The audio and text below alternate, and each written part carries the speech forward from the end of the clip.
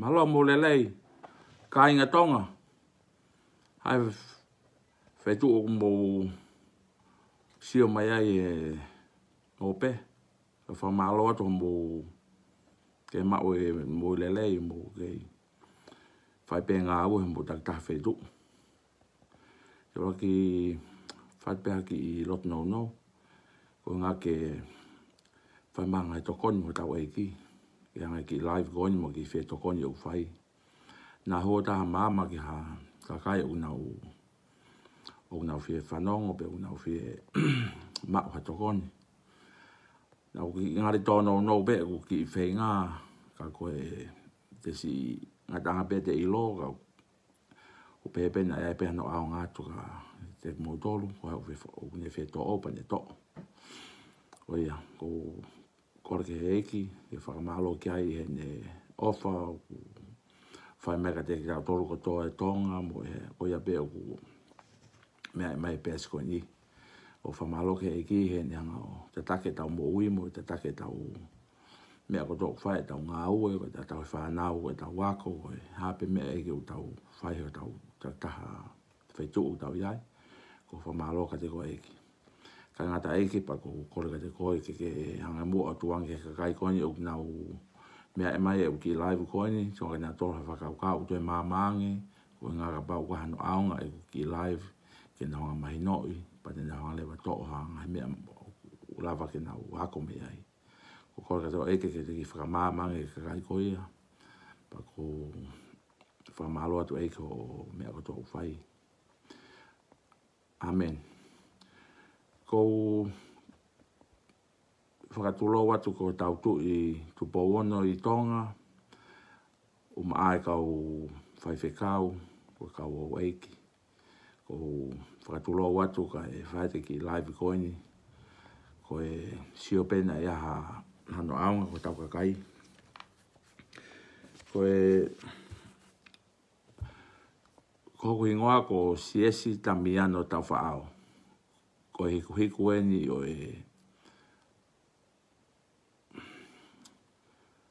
tu fikawa e atu i kanok polu ako tu i atamata ila ngaahi senturi me kona ko ki mua ko ki whakamahina be ka kai kona ko ka kena hanga ilo'i au mo ka kena hanga mai no iau kena ilo'i be ku pe ko hai au ki whaia te ku live koen malo ko e toto eke mai ka au he ungai live ko ki mua ma ko live ka fai kana toto eke mai ka au an ko kawa Kenolo eke mai pe ko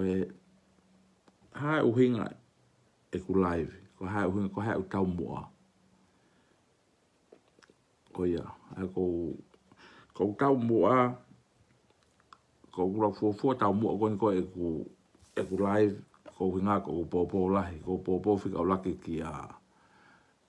a afime mo unga ko uhinga ko ilo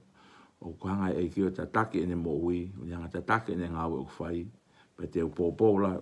la he lewa ki ai mo popo fika o laki pe sete te au kono winga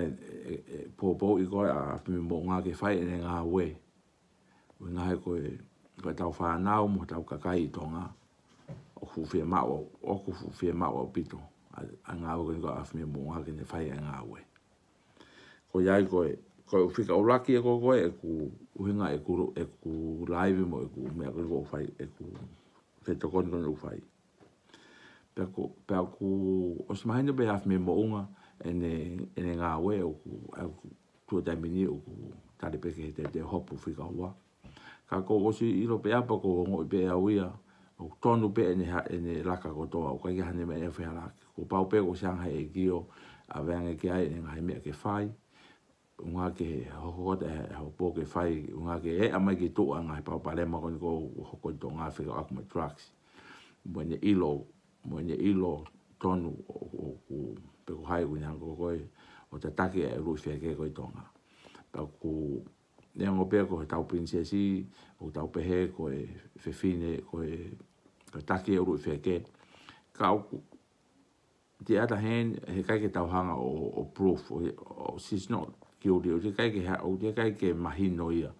o te kai ke ilo'i peko mo o ni ia. Ai he kai ke tau nofo lewa o hanga atu ke pinsesi o accuse ia, ikai. O le tāre lewa mea ko ia ke whai hopo, pea ko toki mahina ko e hopo, pea toki ilo'i kapau whialaki, kapau ko ia, pa te tau toki whai lewa hanga tau tala no, ma tau hatau te whenga ke unga ke te whakarele i ange pu hame e hoka te kahau. Ko e pēksi to kot koe kāwhi me mo unga. Ko e whika ula ki ia. Ko e whika ua. Ko e lahi koe na koe e parema koe na koe i Tonga. Fu ulahi whau. Pea ko he lahi kakai. Ko he lahi kakai au ke nau ilo pe ko hai te nau muimui ai. He ko patoa ai o nau se mawai ua. Ko tu e tawake tahai, pa ko tu e tawake, pa ko ke ilo e, pa ko na e whiwhine na e whihui mai na o si hake pe na e whihui na pehe. Pe ko hai ko a e tawaki, ko whe tawake ko te nau muimui ai. Tawake ko a Piveni, po tawake ko e taha ko hai ko hingo e ai kau tama kona koe kai ki fu maurere ai hingoa kona koe kau taki koe ka ilo'i koe o mawai ua e patoa te waka Piveni mo te whaketa koe anko e kusio whafo e tuitui a raku me ta whaki anko e kusio ko Piveni he ko us whanau hende foi interview ko foi to ope ne whanau hende foi interview ko pehe koe tangata ia uofi taha mai ke he ua noa ua taha ene ilo mo ene sipinga. Ua no wa tahain. Ko pehe ko tangata ia o fitaha mai anga ko ene fa ngaaue mo ene palani. Ke ua fe wa taha. Ango ko ene lere ko mo ene ngaahi lea mo ene ene palani e usio. Ko tangata ia ko o fitaha mai ko ke ua no wa taha. Ako mani mai pe ko tamana e ako. Ka ko te sia lewa ko ke toe ngā ke ta whaki patoa ko e taha. O ko fakafofonga aku ia ai ko kau tonga pe kau kai po na kai ke ako kau no po tonga me ko kau no po tonga ai ko kau ngaue malohi ia ko na voice pe u fe ma ko ke tau whanonga ko ki ai ko ta whaka Piveni ko pe ko ta whake ko na ako po ta whaka ta o ki tono no ango e na ilo fakasivilize ko tai mini. Ai ko wa fakele ki ai kia Kenolo Tapu pe ambo Pita Pua. Ko hinga he ko naua una hango na ko o akensi ko na ko ta faki pato ko na ko o ka Piveni mo mea. Ko ngo tama ko ai ko Pita Pua mo Kenolo o na pehe ko ta faki ko ka mo ha hango ko usio ko ngai live ko na to kosi. Ka ko kutuga aku o se ko ka Piveni ko yo fitaha e ta po taha ko ke wa fi wa taha ke silapa ko o ta ore te mini ako ko resume ko ngahi me ko fa computer ko ngahi me ko ta mini ko me ko fe ma ko he kakai fe ma ha pia ko fe ma to tupu ke ako nga ke le bolo ko o le mamani ako ha ko Piveni pa ko tonga ko taha ano kawa ke nolo kawai mo Pita Pua mo kau popo ko ya ai ko kau tama ko nau koskosi ko tama ko nau ki behind na tolo ane faya ko ya he ka na tolo o na tolo piliki ai tambi ko to piliki ka na to ke ako nang ko usio ko tangata tonu ni a Piveni unga ko tangata ko sio wo fta mai ene fonga ngaue ke taimi ke taimi ko wa fe taha ko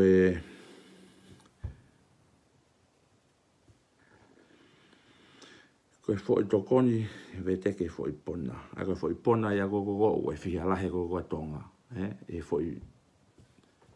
kai ke ilo poko hai utaki ko foi pona ia fakafenga inga ta abito no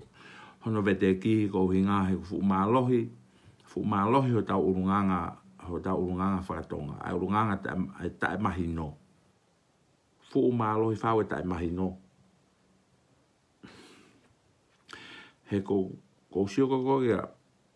kia Kenolo mo Pita Pua a mea ko ta mahino tu ko ngahi poini ko osi hono kuonga o na ke lele bena do ai ne yo sio ki foi live ko ko ke lo ko nai ko foi idea ko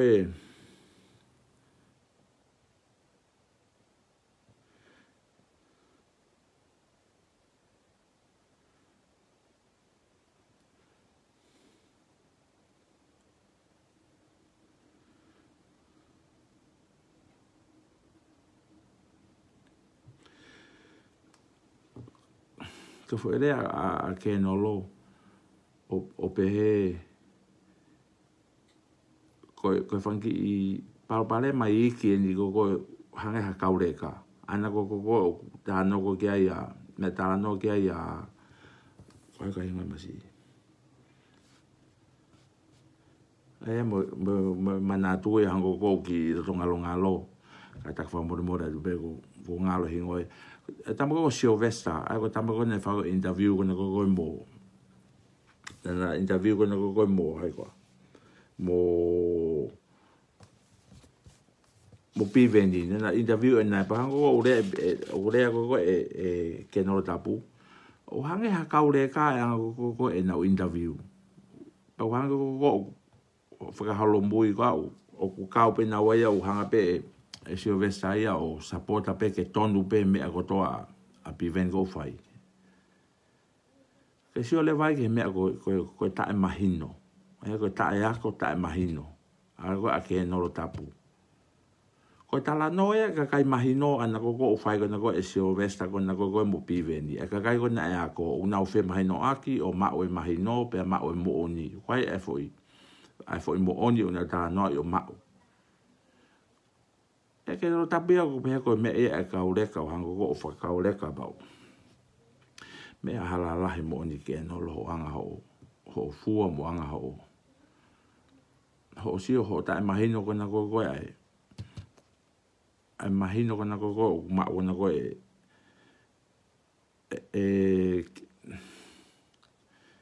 Piveni ko mo solo mo Piveni per ko foi te imagino ko ya Kenolo Tapu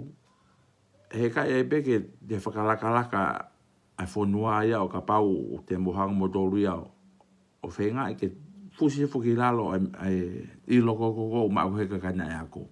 a ka kai go civilize he kai ke ha fakalaka e fonua he ko malo he bito homo pe ko o mo oni homo ta ako pete mo fusi mo tolu ia he kai fuki ke lava solo mo Piveni a ka kai na ako he kai ke na lawa na tolu ia ke na pe tu I tukunoa'i winga fuki ko mo tolu ia o mo fuhala o pito he kai ke na to ke pe tu te ma fakalongo ka mo tu pe mo tolu winga fuki una poto na o sia ko ki ai o mahina ko na tolu mo oni ko me ko una to fe'ia ko ke ilongaai ko mo oni ko ki tu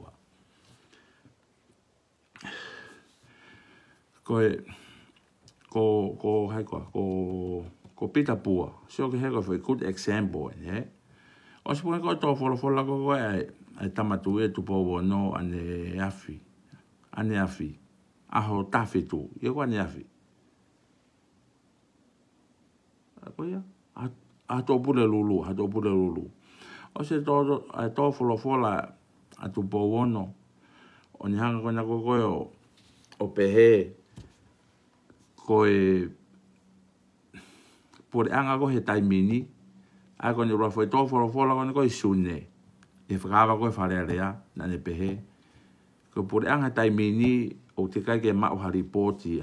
pe ki tua ke ilo he tu imu me apu ang fe alu ko e panga o si sune o se mahina fa wa o meni ko ki September ta puni ko ai farerea o te to folo pe tu I he foi ne foi fehu I te taupe o te kai ke sio ana tolu ia ke haripoti me loto. Me haripoti me loto me he pureanga. Ke ilo'i he ngai businessi pe aure paanga ki fe'ia. Paanga a tax money. Pe aure ki fe'ia paanga. No. O kai ke ilo'i pe aure ki fe'ia paanga. Ko mea ko fu unprofessional. Ta e ako au pito. A fo si pinga ko ia. Porque tau sio levo ko ki ai. Ko ne foi to oa no hono ha e to voloko ai tamatu io no ai mai. Ai ko ne mai no mai pa te frase ko ne de he mo fili ke tonu. Mo fili ke tonu ki he pale me hoko. Ai ko mai no mai ko no sanga be ilo e fu to no la ko no ko pale me ko he taimini. Fu to no la ko ruria. Nge ke tu wat ki tu. Pe ko me ko mari e ai. He oskone foi todo fora ma oskone foi hoa tolo me ai. Ku live mai a Pita Pua. Live mai Pita Pua sio ke ne ta mahino ko a Pita Pua Mo fai ko me ko ya fe ko fe a kakai ko na ko ke nau muimui ko he ne rea ke pe ko o ne rea pe ko tonu. Pe mai le Pita Pua ia. Na e to fola a tu po wono he ahoni o pehe na pehe ke a ripoti me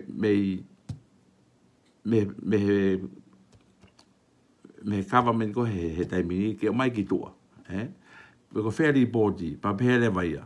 so ko ta lue ai fehalaki mai e patoa he tau ni mani ko hiri ai patoa ko fenga leva he taimini ai a government ko he taimini pudang ko taimini ke nau hanga o fix up ai pa palema ko e patoa tem ko a crispo hi va le mai ai ne fakaku ia ha to fola tamatu io pe mai ko last 5 years ko last 10 years no ko hinga tamatu I government ko he taimini me sune ne fakawai ki september na ta o ta punya ko ha to pure lu ko ne fo hinga mai peia si ko ne fo hinga mai peia ke check up ke fema pe ri body for last 4 months o na ka ke pe mai o ta ko a crispo hi va last 5 years hang leva Pita Pua ia of hanga ia fakalahi si ke palpalema ke me ko palpalema hang leva Pita Pua ia of fakalahi ke fanong ke kai o pe ko to fola da matui unga ko patoana na hango ko o kamata mai ko ta ri body e ngai ta ni mo pa ho ko kimboa si pa ko si de vai ke huhu'a ko snake huhu'a te volo ko se fenga ko ke kai ko ke na fana ta han ko ki ai o tu ko patoa ko ki lalo ta ko tu fu ta minia ko foi pona ko na ko ki ai o ta fa ki u fu ke patoa na la ko ki na ai ta fa ki u Ako o kai ke fu I lo ke ta fa ke patoa pe ko fa ta fa ke ko patoa o sai po ta fa ke tonu o kai ke muimui au he patoa ta ko yanga pe ko fa no ko he interview ne fo to pe fa no ho interview ko na ko a Piveni ne tu o ne fo interview fo ta mo solo ha to bule lulu o ko to fo la ta matui mo fo I mane fo interview ki mua o tu mahalo mo fe fine ako mahinane tolo me ne fo interview e tahan e fai ai pa ko sia wa ke ne ri ana ya o fu up to date up to ya me sila pa kon ko e taimini 2021 o fu wa o ke to unga ko o tonu pe ki ka ki o lunga ango o sio ko ke Piveni ko to nga ya ko na ko e to nga ya ko fa no ki lai o nau ke molitonga pe nau dol o nau ke le de pe do la lo ko pe na to mahino'i a tu unga ko na ko mo tu unga ko tun ko ke fala la ko tonga ko ki ai no way aya ko faka'efika ko ia ko tama pe ia ko Piveni o ko fita mai ko ene sipinga mo ne ilo ke 2021 malo tendi mansiu malo da lava fa malo e bobo sisters ko sista e logo suriana moana hello fe'ia ke a brother Nelly tange ke tu ne fa ita mai ga o ko fenga to ko ni ko taukapo'i ko ka io ai ko fika wa ia Pete e fo i pona. Fihia ho taukakai. Mo whakamama ke mahina pe ko hai o tonu. Ko whakamama ke kakai mo nau whonua. Ako koe na au toko osu i koko e ko ai atu. Te whenga ke whakaha ki tua a kakai o ku o nau tataki e tae mahino. Ai koko na hango ai atu. Ko whenga ke whakaha ki tua a kakai koko o tae mahino. Ke unga ke eua te hoa kakai o muimui ai. Ako Pita Pua ia mo Kenolo. Unga ko nau tolu koko o nau pihai na honga o pulu fukoe kakai koko ki lalo. Whenga o whenga mai a o whenga mai a Piveni ia mo solo mo kau a ko ke whenga e whonua ke na o lake he lea bolo kona ko mamani. Ai o pehepe ko lea mamani ko hongo fulu. Whenga ke o tamai ke te rea ka tonga ke hongo fulu. Ka hanga te bea Pita Pua mo Kenolo mo mea ikai. Ke mo ki fe'ia ba mo foku me peki lalo ke tuunga ko utau iai ke tau te tau ko tope. Ke tau no fo pehe le volo kona ko te volo. Ko foi pale malahi ko e ka tama ko o kuna o hanga ko o fusi fo ki lalo e fonua ko ka tama ia. Ko taki ai ko Pita Pua, ko Kenolo no ni mai. Ko mbe ki tama ta ko taki fatani. Ko ki tama ta me nusila ko ngaahi ngoi tama nusila. Ko tama nga security tambo nusila. Ko ka tama pa wi ko no hanga ko fusi fo ko ka kai ko ki lalo. Ko Kenolo Pua foki u na mata no me ka ko si u be mare mo o fefine yo ka mo o mare mo o fefine ka ko hinga ia ho mare mo o fefine ke u fakalae do ka ko fenga me e ko ocean time ona a me ko be ko de mare mo to family pa te ton wai pene ba ikai Kapau ke mare mo tu fefine pe ko mare mo ko fa pe ko ka ke hala te tat be ia o ke hala ko no moro ko me go ton ko ke fai ko i Tonga te tawo pe ko tu pe ko hai Kapau ke hala ko hala ko la ko ai ka fefine ko he when you say no means no ko ke no we ka te fai pe ko atendi ko fica tolu ia ka whenga ke whahama ki tua ka kai ko he ho tau kakai Pita Pua Kenolo takfatani mo tamatahi nusila ka ngalo nuingoa ko kakai ko una hango ko o fusi ho tau fonua ki lalo whenga ke o te moto tem ka ko Pita Pua Kapau ko foi malanga ta pe ko unga ko tuanga pe ko fai feka Kapau ko ni foi malanga pe o fai ta sai fica o lake abito en ngau fai kau te malanga ia pa te horia ke to hifo ia ke te whakapolitiki sai pika pa ne politiki pa tu i loto nga ke ngau o popo i lo beong ta whaki hange ia ko advisor ka ko via he tu pe pa ne no fu pe ta whataha pe en fe'ia na ke patoa kai lewa ke fe'ia ni be na vai unga ko fai ka na ton ke pe Piveni ko o ki fala ke tava ko ton ke hanga o me pa pe lewa ke tava ko ta ko mo tolo pe ko unga ko fai ka ia ko toka ia ko he ka kai ton ke fai me ko ia au no fu pe ia ko na dunga be la ko pomu pomu i be ko patoa pa la ko pro de vol bla bla bla bla ala la harmonia te bua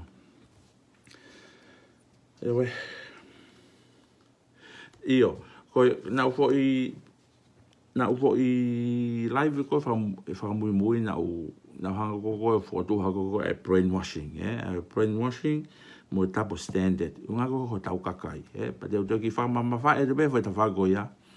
ko hinga he fu ma winga apitoia ko taukakai ke tau ilo'i mo tau whenga ke tau overcome e fo i palparema ko ia he ikai ko e tau o tau si uesia pe tau toru unga ko Siesi pe ko Pita Pua ko e tau Siesi ko tope ia ko e o Kapau o ku whealaki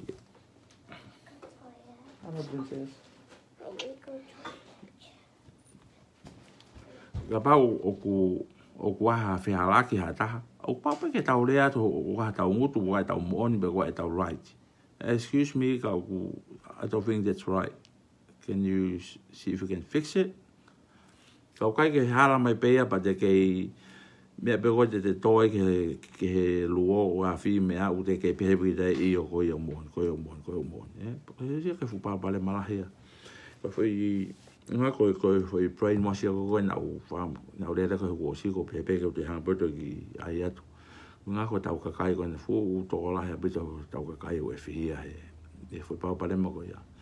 Ngā fuke na hongo ai hako koe kua si ai lea kona koe a Pita Pua. Unga pe e utoto hanga ko ai hake ko a Pita Pua ko foi good example pe fuke o nga ko taki ko na ko e fanga de volo ke utoto hanga pe ai hake ke unga ke ni hanga ilo'i en fe'ia ki o ke ton le vai ke a ke o taki Kapau foi fekao data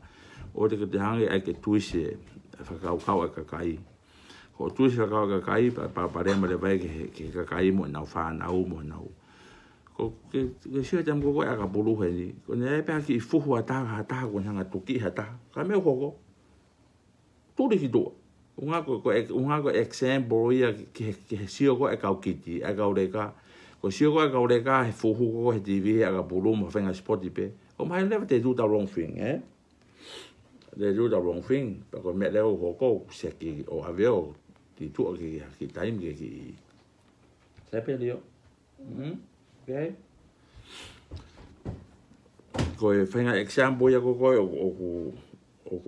toto ai ko Pita Pua. Unga he ko ia ko e taki au lahi ko muimui ko e kakai. Pa te uhanga pe e Pita Pua o toto ai tu pe ko ngake ka mahino'i. Ko mea o whai o fu uhara lahi a pito. Ho kaila apisio na ko hoki kaure ka. Ko fo rea be au ko fo ka ko fo kaila to ta be au ko si tete mo be on ki tam fe au he mama o mo souri o va je ta hafe masi e Pita Pua ko sio ko fu pau au ke mau falala to hoki fa na u ka koe ko hadi na de falala ke ko te hang me pe ko abuse na dolo fai di fia ka ke na dia na trust ya na to ya ko ne kai pe ke na trust i api ko na o si uesia pe na tole ke mate that's it, that's the rest of your life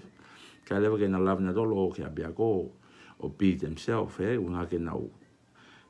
temo ko fai ako ke nau lava ke nau lea ke fai ako tare fehui ya palema he na loto ke fehui they can't do it unga o sang pe ko o uesia na mo ui api e Pita Pua e fakifana pe kapai ha me e fe halaki te na uri fi ento helea unga ha una ke fata mo to ko fule o tukuia ta i koe na ke fana mo to ki ai pe ko me levo ko ke na de lava na to te can't beat himself una small they've lost ko ta fa ko e brainwash e ainga o mai Kapau mo mai no e me ko ya ai mo tapo stand te ko fai ko ai te example pe ka Pita Pua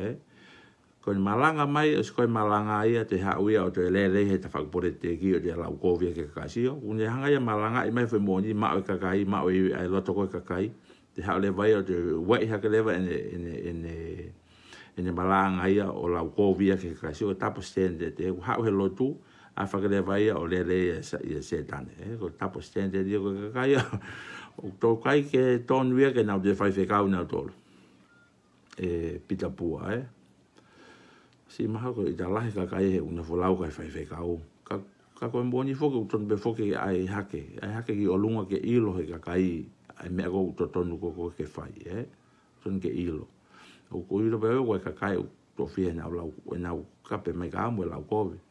ko no bolo pe mo ui Kapau ha ta Kapau ha ta o te taki e kita de family ha ta ke loto ke te hanga o te lau koe ke ko pape ke te ita kita ia lau koe ke te ta ko ha ke wei enau lifestyle nga ko mo lifestyle o mo muimui pa mo tu mo to ko Pita Pua ko ta ke le ta happy I don't blame you si pa ke le ke fe me eta ai brainwashing o nga o talo o he kai ki hanga wi o brain o play me Kenolo Tapu he kai ki hanga wi o play ai ko anima a Pita Pua hange na ko a Kenolo Tapu Pita Pua ke hanga play na o ke pehe o ku na brainwash ko na o pende na fa ikai Ko mea ko e au tu whakaholo, hawi amu hongo mātua. He? Mea ko whai ko hongo mātua, e pau peke mo hanga whai. He ko tō whia nau peo ho mo pehe mai ko e tā pe ko au he o mātua te te hanga peo whai peke u whanau. Sio ange? O kai ka, ko mea ko hingo ki ai. Ko mea ko ne whai ko hongo mātua te ke te hanga pe ko whai he o ke pehe pe ko e le rei taha pe. Ka ko e, hanga ko e le ko he te mini. Ko pau ke tau hanga o whakangata. Whakangata, te hanga whakangata ai fo i pepe ko e tau le whatonga ko e mala. Fo i mala ko ia, ai ko e mala ia,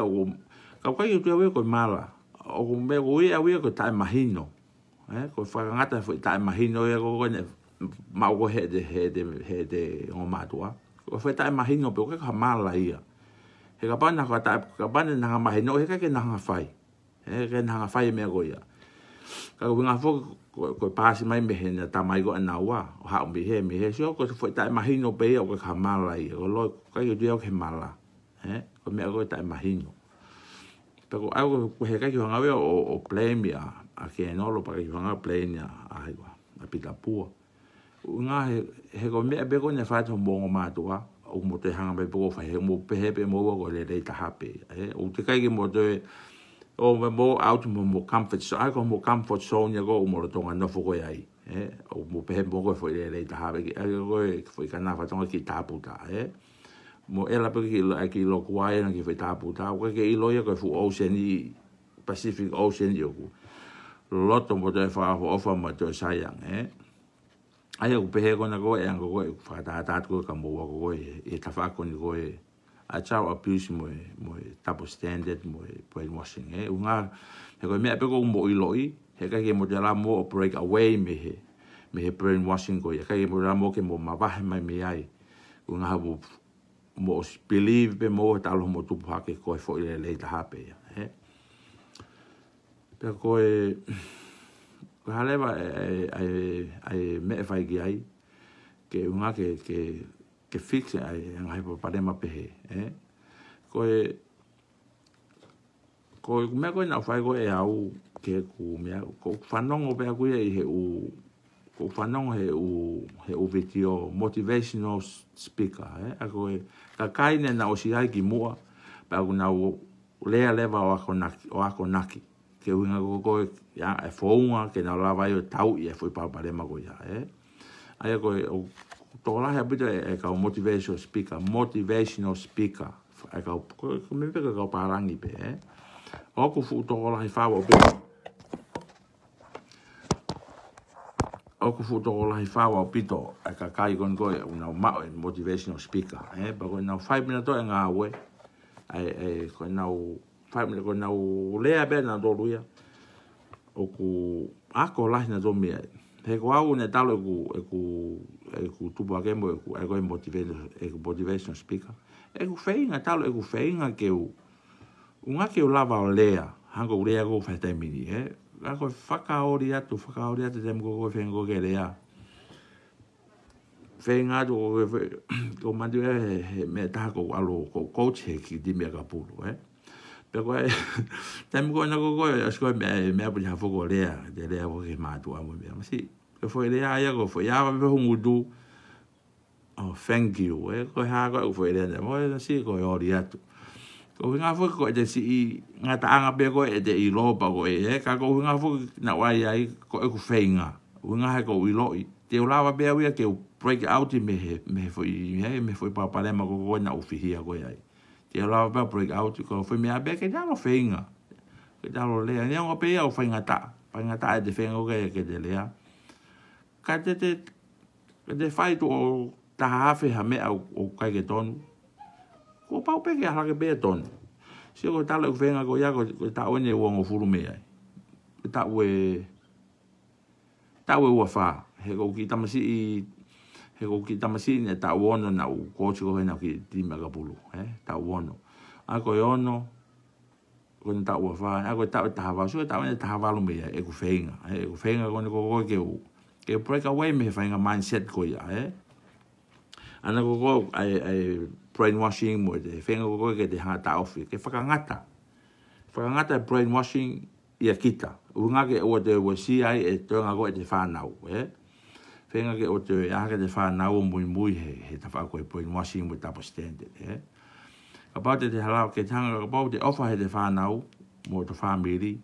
Pa te hanga lewa kita o kamatai e mea koe, kamatai e kita o, te hanga whenga ke ta ofi. Oku whainga ta, o koe ka mea whainga fua, koe whainga ta atu, whainga ta. Ka koe ngā pe whoki koe ku tau mua, koe whai tau mua pe koe he talo mo i koe tau mua pe he kai pe ke u, ko pau pe ke u hiki hake ke he next level, ke u whainga ke u hiki hake me mo i kona koe, ke mo ui kona koe nau iai e ta ele a, mo i whakalongalongo, mo whainga pe ke u hanga o overcome ngahi situation koe, negative situation nau iai he temi koe ia.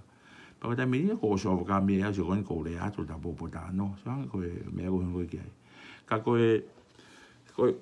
ta de fita fo e fo nga fo me ko nga fo ko ta ka kai ko ta ka kai fo ki ko enau ko fo pa de mai po en washing mo ta standard ke feinga ke te hanga e kita ta mini o ta ofi fakangata ke hanga fakangata e pa de ma ko ia kita o nga ke algo de ki fa na ko hoko na la ko ala hala ke ka ko foi mea ko mau inga he te whenga ko ni ko pau ke te alu ki te mix all mo ka kai po te whanongo he ngahi live an ko hingi he ngahi he ko pau ke te iyo malo peta yang iyo ko peta yang ko ki nei pai Tonga na mau tu pa ke pe mau whanga ko na mau kau ngā api pe Tonga te mi ko malo peta good to see you. Io pa koe hako pa koe whenga ko ke te hanga whakangata ke te hanga whakangata e palema kono ko e brainwashing me e kita fu o whainga ta ala he apito ka koe me pe whai uton ke te whanongo i ngahi motivational speaker hako o motua i Amerika ko Les Brown o ku to la habi ko tang pita ku ko lo motivational speaker ka hange ma tahi ka kai ko na poto me ko ya ko te whanongo pe kai po te whanongo a ko to mo medico to pe o de tawa dai no te whanongo e ko awe ko whanongo pe awe me a ko to ko me whanongo pe a ko to ke ngai motivational speaker ko ka kai a ko be o ge pa ma o be o ia ngahi ngahi fakau le ki nga ke whenga ki tau whiake whi ngahi papa le makon ko kake koe hinga whokia koe i laivi atu ko ngā pe whoki koe whakahata pe whoka a Pita Pua ke ne ngaue ko o whai ne hanga kona ko o fusi hifa kakai Tonga ke here volo ko o kui ai kakai ke tuko kakai Tonga ke na o muimui he kakai kona ko una te take tone whanua. Ko Kenolo Tapu, na ke tamau ke mani mo o Piveni. Te whakatuloa tu peko o Piveni, Kenolo Tapu, kata whamune more be, ka koe, Kapau pete seo atua uia o kaike, o hala o hao mea o whai. He kai te u whakalongolonga, te whaurea te uia o whakahata ka koe. Nga he sai ka koe ko sai pe ko o Piveni mo ki whanau ko whakarea te ka koe o live me ko ko si o whakarea me ko kau ke me te wako ia malo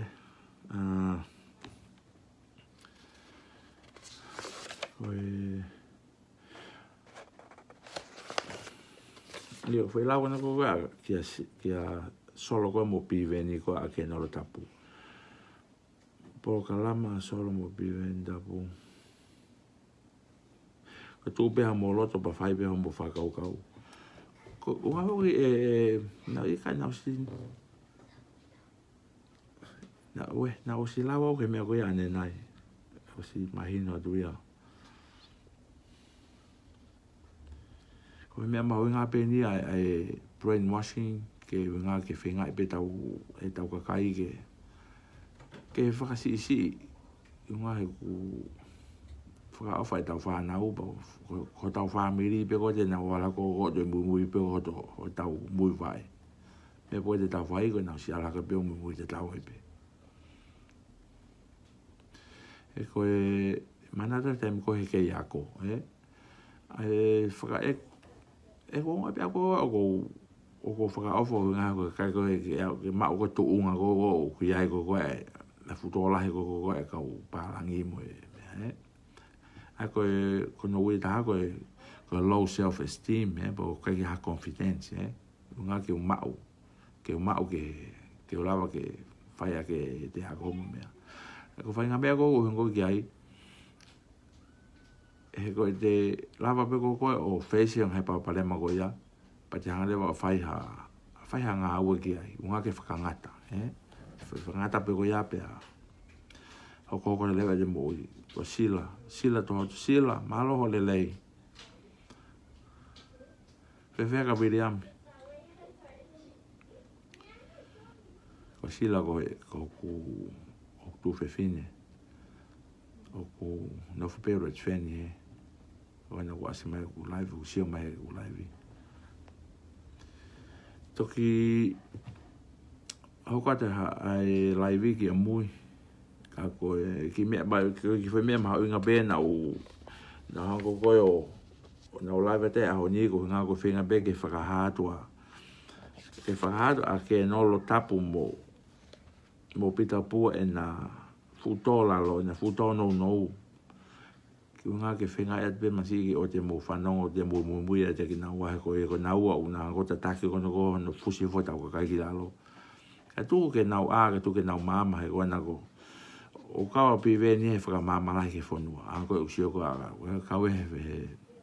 ko ka we he fra mama la ke fonua ta mo no Piveni pe o fa pe ke mo ma ha sapatele a bonbon mo o be ke ya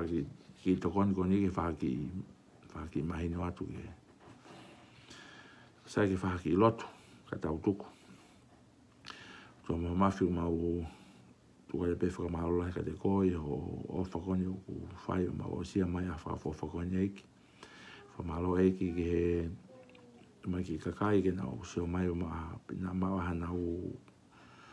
ki to kon ke na do ki live ko na fa ya tu ba ko fa malo pe ke o fa pa ko ilo'i ko he palani ki afme mo nga ke ngaue fai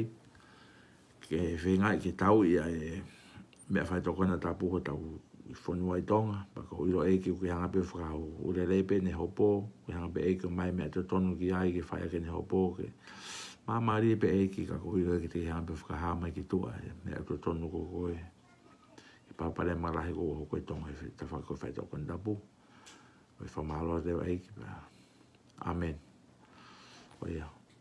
ko sai ke tau sio ngata he ka tau to ko malo